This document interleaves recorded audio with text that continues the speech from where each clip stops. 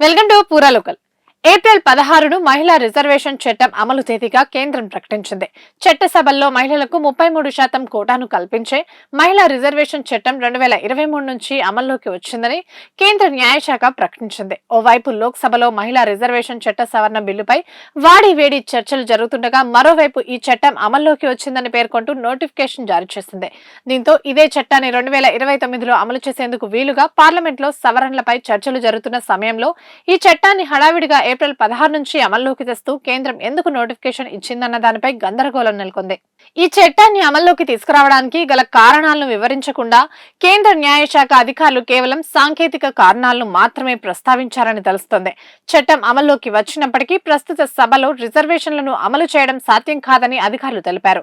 తదుపరి జనాభా లెక్కల ఆధారంగా నియోజకవర్గాల పునర్విభజన ప్రక్రియ పూర్తి చేసిన తర్వాతే మహిళా రిజర్వేషన్ల అమలు చేయొచ్చని అధికారులు పేర్కొన్నారు. రాజ్యాంగంలోని 106వ సవరణ చట్టం ప్రకారం 2023లోని సెక్షన్ 1 సబ్ సెక్షన్ 2 ద్వారా కల్పించిన అధికారాలను ఉపయోగించుకుని కేంద్ర ప్రభుత్వం 2026 ఏప్రిల్ 16వ తేదీని సదరు చట్టం నిబంధనలు అమల్లోకి వచ్చే తేదీగా నిర్ణయించిందని కేంద్ర నోటిఫికేషన్ లో వివరించినట్టు తెలుస్తుంది. అయితే 2023 చట్టం ప్రకారం 2027 జనాభా లెక్కల తర్వాత జరిగే నియోజకవర్గాల పునర్విభజన ప్రక్రియ పూర్తి కావాల్సి ఉండడంతో ఈ రిజర్వేషన్లు 2034 కంటే ముందు అమల్లోకి వచ్చే అవకాశమే లేదు. పార్లమెంట్ 2023లో ఆమోదించిన నారీ శక్తి వందన్ను ఇప్పుడు హడావిడిగా నోటిఫై చేయడం అత్యంత వింతైన చర్య అని కాంగ్రెస్ పార్టీ అభివర్ణించింది.